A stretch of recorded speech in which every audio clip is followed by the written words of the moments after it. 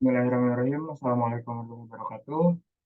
Alhamdulillahirrahmanirrahim. Nabi nasta'in wa ala mu'allim wa din wa salatu wassalamu ala asyrafil anbiya'i wal mursalin wa ala alihi wa sahbihi ajma'in amma ba'du.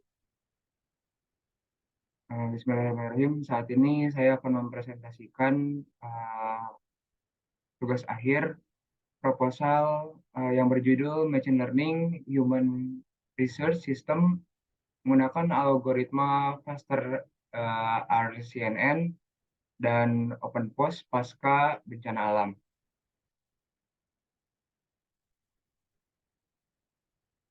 Oke, dimulai dari latar belakang, yang melatar belakangi mengapa proposal ini dan judul ini yang saya pilih, karena maraknya bencana alam akhir-akhir ini gitu ya. Banyak juga korban-korban dari bencana alam yang sukar untuk ditemukan karena memang uh, wilayah bencana alam sangat-sangat tidak aman gitu untuk tim SAR atau tim penyelamat mencari korban-korban dari bencana alam tersebut. Yang melatar belakangnya adalah bencana alam merupakan sebuah aktivitas alam yang menyebabkan kerugian pada aktivitas makhluk hidup dan pada umumnya terdapat korban.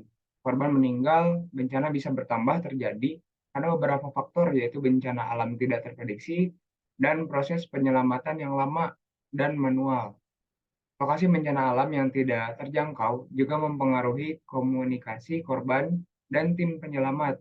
Oleh sebab itu, dalam mengefisiensikan waktu penyelamatan korban yang masih hidup, dibutuhkan alat untuk memonitoring wilayah bencana, menemukan dan melihat keadaan korban masih hidup atau tidak. Semakin cepat korban ditemukan, maka menekan jumlah korban jiwa yang meninggal saat bencana alam pun semakin tinggi.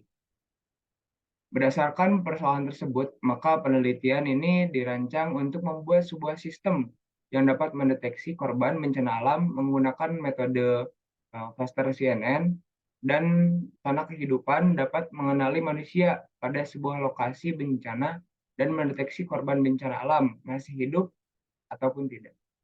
Menggunakan OpenPOS yang telah terlatih menggunakan data latih yang tersedia, kita menggunakan model virtual ya. Pada penelitian sebelumnya dengan menerapkan algoritma CNN untuk menemukan korban bencana alam tanpa mengetahui kondisi korban masih hidup atau tidak. Itu juga yang menjadi perbedaan dari penelitian yang saat ini saya uh, usung dengan penelitian yang sudah-sudah. Gitu. Kebanyakan memang di penelitian yang sudah-sudah hanya mendeteksi ada orang atau tidak, tetapi tidak mendeteksi orang tersebut masih hidup atau tidak. Selanjutnya, dari mulai rumusan masalah, yang pertama bagaimana membuat suatu sistem berbasis machine learning yang dapat mendeteksi kehidupan pasca bencana alam. Poin B, seberapa besar perolehan hasil pengujian terbaik dari model Faster RCNN yang diperoleh. Memiliki tujuan yang pertama, membangun sistem pendeteksi kehidupan pasca bencana alam. Poin B, menerapkan algoritma Faster RCNN pada sistem pendeteksi kehidupan pasca bencana alam. Poin C, dapat membantu mengefisiensikan waktu dan proses pencarian dan evakuasi bila terjadi bencana alam. Selanjutnya ada batasan masalah dari rumusan proposal kali ini. Yang pertama, sistem penelitian ini dapat mendeteksi korban bencana alam dan melihat pergerakan dengan menampilkan grafik yang membedakan korban masih hidup atau tidak dengan sistem mendeteksi gerakan dada atau punggung dan rentang jarak 4 sampai 6 meter. Poin B, fase RCNN sebagai metode deteksi ciri objek dalam hal ini untuk mengenali korban bencana alam menggunakan bahasa Python beserta library pembelajaran mesin seperti TensorFlow dan OpenCV. Poin C, dataset yang digunakan adalah dataset custom yang berjumlah 400, yaitu masing-masing 347 kelas manusia dan 53 kelas bukan manusia. State of the art dari penelitian kali ini pernah ada jurnal yang berjudul Object Detective with Deep Learning Review.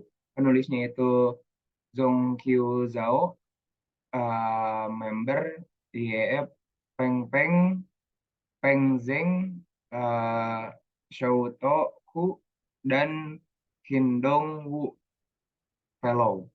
Pada tahun 2019, data yang digunakan itu berupa 120 gambar, di mana 80 gambar digunakan sebagai data latihan dan 40 gambar digunakan sebagai data validasi. Metodenya menggunakan CNN, dan hasilnya setelah saya baca, penulis ini menghasilkan nilai akurasi dan recall sebesar 65,33% dan nilai precision sebesar 68,51% dan nilai FI score sebesar 65,77%. Lalu ada pula jurnal yang berjudul Pengolahan Citra Digital untuk Mendeteksi Objek Menggunakan Pengolahan Warna Model Normalisasi RGB. Penulisnya itu Raden Kusumanto dan Alanovi pada tahun 2011. Data yang digunakan berupa 1.500 gambar, di mana 1.125 gambar digunakan sebagai data latihan dan 375 gambar digunakan sebagai data validasi. Metodenya masih sama CNN, lalu hasilnya didapatkan hidden layer berjumlah 5. Nilai learning rate sebesar 0,001 dengan sistem dapat mencapai akurasi sebesar 96,53%, precision 95%, recall 95%, dan FI score 95%, dan loss hanya 0,2486 saja. Memang banyak dari landasan penelitian yang telah dilakukan mengenai deteksi pasca bencana alam ini, tetapi yang saya masukkan untuk di slide presentasi kali ini hanya 2 sebagai wujud dari perbandingan. Tapi kalau misalkan di laporan itu kurang lebih ada 5 perbandingan. Lalu masuk kepada kerangka pemikiran dari mulai problem. Lokasi bencana alam yang tidak terjangkau juga mempengaruhi komunikasi korban dan tim penyelamat. Opportunity dibutuhkan alat untuk memonitoring wilayah bencana, menemukan dan melihat keadaan korban masih hidup atau tidak. Approach-nya, sistem ini mengimplementasikan algoritma cluster RCNN untuk mendeteksi adanya korban bencana alam. Software implementation, sistem ini dapat digunakan oleh pengguna dalam mendeteksi korban bencana alam. Resultnya terdeteksi korban bencana alam menggunakan metode Cluster RCNN dan tanda kehidupan dapat mengenali manusia dan sebuah lokasi bencana dan mendeteksi korban bencana alam masih hidup atau tidak menggunakan OpenPOS yang telah terlatih menggunakan data latih yang tersedia. Nah, saat ini software implementasinya memang belum dicoba, tetapi saya coba kemas untuk melihat model-model yang memang sudah disediakan di Google. Saya masukkan yang memang sejalan dengan judul dari penelitian saya saat ini. Untuk metode penelitian, yang pertama ada object detection. Object detection merupakan proses mencari dan menemukan suatu objek dalam sebuah gambar maupun video dengan menemukan bounding box sekaligus fungsi dan objek detection untuk mengenali objek dan menentukan posisi koordinat pada objek. Yang kedua adalah pengolahan citra digital yang kita ketahui gitu ya. Pengolahan citra digital sebuah ilmu mempelajari teknik dalam pengolahan gambar dengan mengolah gambar yang diam atau hasil capture dan gambar bergerak yang diolah menggunakan komputer. Yang ketiga adalah CNN, Convolutional Neural Network. CNN adalah salah satu algoritma dan deep learning yang merupakan pengembangan dari multi-layer perception atau MTL yang dirancang untuk mengelola data dalam bentuk 2 dimensi, misalnya gambar atau suara. Lebar dan tinggi merupakan ukuran lapisan, sedangkan kedalaman mengacu pada jumlah lapisan sebuah CNN. Biasanya dapat memiliki puluhan hingga lapisan layer yang memang masing-masingnya mempelajari dan mendeteksi berbagai fitur pada gambar. Nah, untuk contoh uh, untuk saat ini yang memang menjadi usungan di proposal saat ini adalah OpenPOS.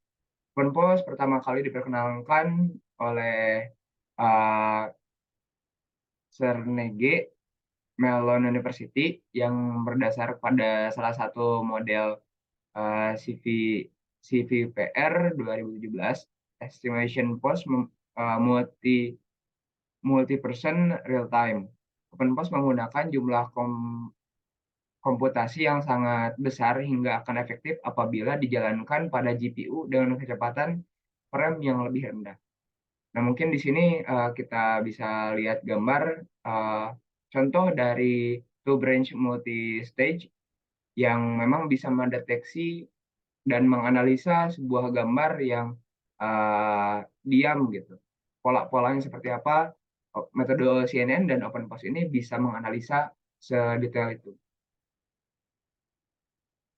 Selanjutnya metode penelitian. Di metode penelitian kali ini, di metode penelitian kali ini masuk kepada poin 5, yaitu perancangan desain sistem. Desain sistem yang dirancang untuk mendeteksi tanda kehidupan pada korban bencana alam dilakukan dengan tahapan klasifikasi objek manusia sebagai korban melalui video. Jika ada manusia, maka hasil deteksi manusia akan disimpan untuk membangun region of interest atau role dari open post tersebut. Poin 6, nah mungkin di diagramnya seperti ini. Dari mulai video terdapat deteksi korban, lalu selanjutnya deteksi manusia menggunakan cluster RCNN, lalu video outputnya akan tampil, lalu membangun role menggunakan open post, membangun role itu langsung pemetaan kepada bahwa ini struktur tubuh atau tidak gitu ya. Nah, lalu dideteksi di dada dan di punggung. Karena kalau misalkan mendeteksi dia hidup atau tidak, biasanya ada gerakan pernafasan gitu. Pernafasan itu dengan mengembang atau mengempisnya dada atau punggung. Ketika dia telentang, dada yang akan terlihat. Kalau misalkan dia tidur secara bawah gitu, itu punggung yang terlihat. Lalu masuk kepada deteksi gerakan pada roll motion detection, lalu ada output grafik. Nanti output grafiknya dia akan naik atau tidak gitu. Nah, di situ kita bisa mendeteksi bahwa orang tersebut memang yang terkena bencana alam tersebut masih hidup atau tidak gitu. Lalu yang selanjutnya ada diagram alur deteksi manusia menggunakan cluster LCNN. Kurang lebih masih sama metodenya kayak gambar tadi, cuman memang lebih dispesifikkan kepada cluster RCNN. Oke, untuk metode penelitian selanjutnya ada 7. Nomor 7, deteksi gerakan dada atau punggung objek. Nah, di sini model open pose yang digunakan penulis adalah model hasil pengembangan pengujian yang diberi nama model H5, kalau misalkan yang saya baca. Digunakan oleh Michel Faber, contoh dari pendeteksian open pose pada sistem adalah sebagai berikut. Nah, di sini ada contoh gambar gitu, yang mana ketika memang terdapat sebuah foto dari wujud seorang manusia, nanti software tersebut akan mendeteksi bahwa ini anatomi tubuh manusia atau bukan. Pertama itu. Yang kedua adalah mendeteksi posisi dada dan punggung itu bergerak atau tidak menggunakan flow yang sama juga. Nah, karena memang ini masih tahap perencanaan gitu ya, masuk kepada jadwal kegiatan yang akan direncanakan, memang di proposal itu sudah apa ya, sudah di-outputkan berupa bentuk hasil gitu ya. Cuman memang untuk langkah lebih lanjutnya sendiri itu memang membutuhkan penelitian yang lebih komprehensif agar terdapat output yang memang dirasa konkret gitu. Dan saat ini pun saya mengambil referensi kurang lebih dari 5 jurnal yang sudah tersedia gitu sebagai media pembanding, serta saya pun mengadopsi dokumentasi-dokumentasi yang sudah ada untuk bisa dikembangkan. Seperti itu. Untuk jadwal kegiatan dari penelitian kali ini eh, di bulan Juli, Agustus, September, Oktober sampai November. Bulan Juli untuk eh, inisiasinya di minggu pertama, minggu kedua. Untuk di bulan Agustus, untuk pre-productionnya di minggu kedua dan minggu ketiga. Untuk di bulan September, produksinya full 1 bulan di minggu ke-1 sampai ke minggu ke-4. Untuk di bulan Oktober, testingnya dari mulai September akhir sampai akhir Oktober. Untuk rilisan mencoba aplikasi versi betanya itu di akhir Oktober minggu ketiga dan minggu keempat. Untuk rilis dari aplikasi tersebut itu diperkirakan di bulan November dari eh, dari akhir Oktober sampai akhir November. Dan untuk dokumentasi di tiap kegiatan eh, di jadwal kegiatan yang telah dirancang itu di setiap minggunya selama 5 bulan ini. Mungkin cukup sekian presentasi dari saya. Memang saat ini presentasi dari tugas akhir ini dan proposal yang telah saya uh, buat memang belum sempurna, tetapi insya Allah dengan bantuan rekan-rekan semua serta bantuan dari Bapak Ibu dosen bisa mengimplementasikan apa yang sudah menjadi inisiasi serta ide gagasan yang telah dirancang. Kurang lebihnya mohon maaf. Pada hakikatnya kebenaran hanya milik Allah Subhanahu wa taala dan kesalahan hanya milik saya pribadi. Pada Allah saya mohon ampun. Assalamualaikum warahmatullahi wabarakatuh.